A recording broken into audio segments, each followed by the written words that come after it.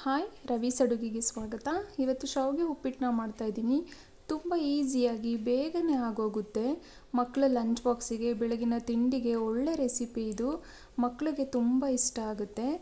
ಬನ್ನಿ ಮಾಡೋದು ಹೇಗೆ ಅಂತ ನೋಡೋಣ. ನೀವಿನ್ನೂ ನಮ್ಮ ಚಾನಲ್ಗೆ ಸಬ್ಸ್ಕ್ರೈಬ್ ಆಗಿಲ್ಲ ಅಂದರೆ ಪ್ಲೀಸ್ ಸಬ್ಸ್ಕ್ರೈಬ್ ಮಾಡ್ಕೊಳ್ಳಿ. ಮೊದಲಿಗೆ ನಾನು ಒಂದು ಬಾಣಲಿನ ತೊಗೊಂಡು ಶಾವಿಗೆ ಹುರಿಯೋದಕ್ಕೋಸ್ಕರ ಶಾವಿಗೆನ ಸೇರಿಸಿ ಹುರಿತಾ ಇದ್ದೀನಿ.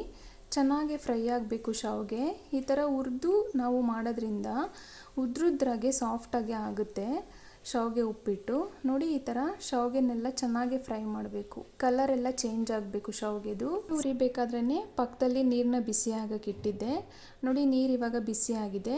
ನಾವು ಹುರಿದು ಎತ್ತಿಟ್ಕೊಂಡಿದ್ವಲ್ಲ ಶಾವಿಗೆ, ಅದನ್ನು ನೀರಿಗೆ ಸೇರಿಸ್ತಾ ಇದ್ದೀನಿ. ಸೇರಿಸಿ 1 ಸ್ಪೂನ್ ಆಗೋಷ್ಟು ಎಣ್ಣೆನ ಹಾಕಿ ಮತ್ತು ಸ್ವಲ್ಪ ಉಪ್ಪನ್ನ ಹಾಕಿ ಮಿಕ್ಸ್ ಮಾಡ್ಕೊಳ್ಳೋಣ. 2 ನಿಮಿಷ ಸಾಕು, ಶಾವಿಗೆ ಬೆಂದೋಗ್ಬಿಡುತ್ತೆ. ಜಾಸ್ತಿ ಎಲ್ಲ ಬೇಯಿಸೋಕೆ ಹೋಗ್ಬಾರ್ದು, ಮೆತ್ತಗಾಗ್ಬಿಡುತ್ತೆ. ನೋಡಿ, 2 ನಿಮಿಷಕ್ಕೆ ಎಷ್ಟು ಚೆನ್ನಾಗಿ ಶಾವಿಗೆ ಬೆಂದಿದೆ ಅಂತ. ಇವಾಗ ಸ್ಟವ್ ಆಫ್ ಮಾಡ್ಕೊಂಬಿಡೋಣ. ನೋಡಿ, ಶಾವಿಗೆ ಚೆನ್ನಾಗಿ ಬೆಂದಿದೆ. ಇವಾಗ ಒಂದು ಸೋಸೋ ಬಟ್ಲನ್ನ ತೊಗೊಂಡು ಶಾವಿಗೆನ ಇದಕ್ಕೆ ಸೋಸ್ಕೊಳ್ಳೋಣ. ಕೆಳಗಡೆ ಒಂದು ಪಾತ್ರೆ ಇಟ್ಕೊಂಡಿದ್ದೀನಿ ನಾನು. ಬಿಸಿ ಇರುತ್ತೆ, ಹುಷಾರಾಗಿ ನೋಡಿಕೊಂಡು ಸೋಸ್ಕೊಬೇಕು. ಆ ಬಿಸಿ ನೀರನ್ನ ನಾನು ತೆಗೆದ್ಬಿಟ್ಟು ಮತ್ತೆ ಆ ಪಾತ್ರೆನ ಇಟ್ಟು ತಣ್ಣೀರನ್ನ ಹಾಕ್ತಾಯಿದ್ದೀನಿ ಇದ್ರ ಮೇಲೆ. ಈ ಥರ ಹಾಕೋದ್ರಿಂದ ಶಾವಿಗೆ ಉದ್ರುದ್ರಾಗುತ್ತೆ. ಇಲ್ಲಾಂದರೆ ನಾವು ಹಂಗೆ ಬಿಟ್ಬಿಟ್ರೆ ಬಿಸಿಗೆ ಅದು ಎಲ್ಲ ಹರಡ್ಕೊಂಡು ಮುದ್ದೆ ಮುದ್ದೆ ಥರ ಆಗಿಬಿಡುತ್ತೆ. ಈ ಥರ ತಣ್ಣೀರು ಹಾಕಿ ಸ್ವಲ್ಪ ನೀರೆಲ್ಲ ಹೋಗಬೇಕು ಕೆಳಗಡೆ ಪಾತ್ರೆಗೆ. ಆ ಥರ ಹಿಂಗೊಂದು ಸ್ಪೂನಿಂದ ಮಾಡ್ಕೊಳ್ಳಿ. ಬಿಸಿ ಇರುತ್ತೆ, ಹುಷಾರಾಗೆ ಮಾಡ್ಕೊಬೇಕು. ಇದನ್ನು ಒಂದು ಪಕ್ಕಕ್ಕೆ ಎತ್ತಿಟ್ಕೊಳ್ಳೋಣ. ಇಷ್ಟೇ ಇದು. ಈ ಥರ ಮಾಡೋದ್ರಿಂದ ಉದ್ರುದ್ರಾಗೆ ಆಗುತ್ತೆ.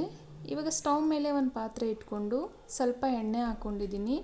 ಎಣ್ಣೆ ಕಾಯ್ದಮೇಲೆ ಸಾಸಿವೆ ಎಲ್ಲ ಸಿಡಿದ್ಮೇಲೆ ಉದ್ದಿನಬೇಳೆ, ಕಡಲೆಬೇಳೆನ ಹಾಕಿ ಸ್ವಲ್ಪ ಫ್ರೈ ಮಾಡ್ಕೊಳ್ಳೋಣ.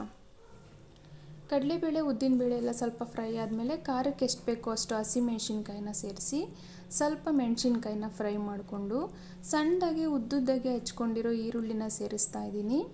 ಮತ್ತು ಸ್ವಲ್ಪ ಕರ್ಬೇವಿನ ಸೊಪ್ಪನ್ನ ಸೇರಿಸಿ ಸ್ವಲ್ಪ ಫ್ರೈ ಮಾಡ್ಕೊಳ್ಳೋಣ. ಈರುಳ್ಳಿ ಕಲರ್ ಚೇಂಜ್ ಆಗಬೇಕು ಅಂತ ಏನಿಲ್ಲ, ಸ್ವಲ್ಪ ಎಣ್ಣೆಯಲ್ಲಿ ಈರುಳ್ಳಿ ಫ್ರೈ ಆಗಲಿ. ಇವಾಗ ಇದಕ್ಕೆ ಸಣ್ಣದಾಗಿ ಹಚ್ಚಿರೋ ಬೀನ್ಸು ಮತ್ತು ಕ್ಯಾರೆಟ್ನ ಸೇರಿಸ್ತಾ ಇದ್ದೀನಿ. ಸ್ವಲ್ಪ ಉಪ್ಪನ್ನ ಸೇರಿಸಿ ಮಿಕ್ಸ್ ಮಾಡ್ಕೊತೀನಿ. ಇವಾಗಲೇ ನಾನು ಉಪ್ಪನ್ನ ಸೇರಿಸಿದ್ದೀನಿ, ತರಕಾರಿಗೆ ಚೆನ್ನಾಗಿ ಉಪ್ಪು ಹಿಡೀಲಿ ಅಂತ ಅಂದ್ಬಿಟ್ಟು. ನಾವು ಶಾವಿಗೆ ಬೇಯಿಸ್ಬೇಕಾದ್ರೆ ಉಪ್ಪನ್ನ ಸೇರಿಸಿರ್ತೀವಿ. ನೋಡಿಕೊಂಡು ತರಕಾರಿಗೆ ಎಷ್ಟು ಬೇಕೋ ಅಷ್ಟು ಉಪ್ಪನ್ನ ಸೇರಿಸಿ ಫ್ರೈ ಮಾಡ್ಕೊಳ್ಳೋಣ. ಕ್ಯಾರೆಟು ಬೀನ್ಸ್ ಎಲ್ಲ ಜಾಸ್ತಿ ಮೆತ್ತಗಾಗಬಾರ್ದು, ಚೆನ್ನಾಗಿರಲ್ಲ. ನೋಡಿಕೊಂಡು ಸ್ವಲ್ಪನೇ ಫ್ರೈ ಮಾಡ್ಕೊಬೇಕು.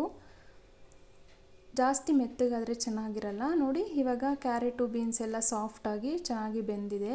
ಈ ಟೈಮಲ್ಲಿ ಇದಕ್ಕೆ 1 ಟೊಮೊಟೊನ ಸೇರಿಸ್ತಾ ಇದ್ದೀನಿ. ಸೇರಿಸಿ ಚೆನ್ನಾಗಿ ಟೊಮೊಟೊ ಸಾಫ್ಟ್ ಆಗೋವರೆಗೂ ಮಿಕ್ಸ್ ಮಾಡ್ಕೊಳ್ಳೋಣ. ನೋಡಿ, ಇವಾಗ ಎಲ್ಲ ಆಗಿದೆ. 1 ಚಿಟಿಕೆಯಷ್ಟು ಅರಿಶಿನ ಪುಡಿನ ಸೇರಿಸಿದ್ದೀನಿ. ಇದನ್ನೆಲ್ಲ ಒಂದ್ಸತಿ ಚೆನ್ನಾಗಿ ಮಿಕ್ಸ್ ಮಾಡ್ಕೊಳ್ಳೋಣ. ಇವಾಗ ತರಕಾರಿ ಎಲ್ಲ ಚೆನ್ನಾಗಿ ಫ್ರೈ ಆಗಿದೆ. ನಾವು ಮಾಡಿ ಎತ್ತಿಟ್ಕೊಂಡಿದ್ವಲ್ಲ ಶಾವಿಗೆನ ಸೇರಿಸೋಣ ಇದಕ್ಕೆ. ನಾವು ನೀರನ್ನ ಎಷ್ಟು ಹಾಕಬೇಕು ಏನು ಅನ್ನೋ ಕನ್ಫ್ಯೂಷನ್ನೇ ಇರಲ್ಲ. ಈ ಥರ ಶಾವಿಗೆನ ಹುರಿದು ನಾವು ನೀರಲ್ಲಿ ಬೇಯಿಸಿ ಹಾಕೋದ್ರಿಂದ ಉದ್ರುದ್ರಾಗೆ ಸಾಫ್ಟಾಗೆ ಶಾವಿಗೆ ಉಪ್ಪಿಟ್ಟು ರೆಡಿ ಆಗುತ್ತೆ. ಸಂಜೆ ತನಕ ಇಟ್ಟರೂ ಇದು ಗಟ್ಟಿ ಆಗಲ್ಲ. ಚೆನ್ನಾಗಿ ಮಿಕ್ಸ್ ಮಾಡಿಕೊಡಿ. ಮಿಕ್ಸ್ ಮಾಡಿದ್ದಾದಮೇಲೆ ಲಾಸ್ಟಲ್ಲಿ ಇದಕ್ಕೆ ಕೊತ್ತಂಬರಿ ಸೊಪ್ಪು ಹಾಕಿ ಮಿಕ್ಸ್ ಮಾಡ್ಕೊಳ್ಳೋದು. ಎಷ್ಟು ಸಾಫ್ಟಾಗಿ ಶಾವಿಗೆ ಉಪ್ಪಿಟ್ಟು ರೆಡಿನೇ ಆಗೋಯ್ತು ನೋಡಿ. ಮಕ್ಳಿಗಂತೂ ತುಂಬ ಇಷ್ಟ ಆಗುತ್ತೆ ಇದು. ಇವಾಗ ಇದನ್ನು ಪ್ಲೇಟ್ನ ಮುಚ್ಚಿ 1-2 ನಿಮಿಷ ಇದು ಸೆಟ್ ಆಗಕ್ಕೆ ಬಿಡ್ತೀನಿ. ಉಪ್ಪು ಖಾರ ಎಲ್ಲ ಆ ಶಾವಿಗೆಗೆ ಹಿಡಿಬೇಕು. ಒಂದು ಸತಿ ಉಪ್ಪು ಖಾರನೂ ಚೆಕ್ ಮಾಡಿಕೊಂಡು ಒಂದು ಪ್ಲೇಟ್ನ ಮುಚ್ಚಿ 2 ನಿಮಿಷ ಬೇಯಿಸ್ಕೊಂಡ್ರೆ ಆಯಿತು. ನೋಡಿ, ಎಷ್ಟು ಉದ್ರುದ್ರಾಗೆ ಸಾಫ್ಟಾಗಿ ಶಾವಿಗೆ ಉಪ್ಪಿಟ್ಟು ರೆಡಿ ಆಗೋಯ್ತು. ಮಕ್ಳಿಗಂತೂ ತುಂಬ ಇಷ್ಟ ಆಗುತ್ತೆ. ಇನ್ನು ತಿಂಡಿಗೆ ಒಳ್ಳೆ ರೆಸಿಪಿ ಇದು. ಇದ್ರ ಜೊತೆಗೆ ಸ್ವಲ್ಪ ಕಾಯಿ ಚಟ್ನಿ ಮಾಡಿಕೊಂಡ್ರೆ ಟೇಸ್ಟ್ ಇನ್ನೂ ಚೆನ್ನಾಗಿರುತ್ತೆ.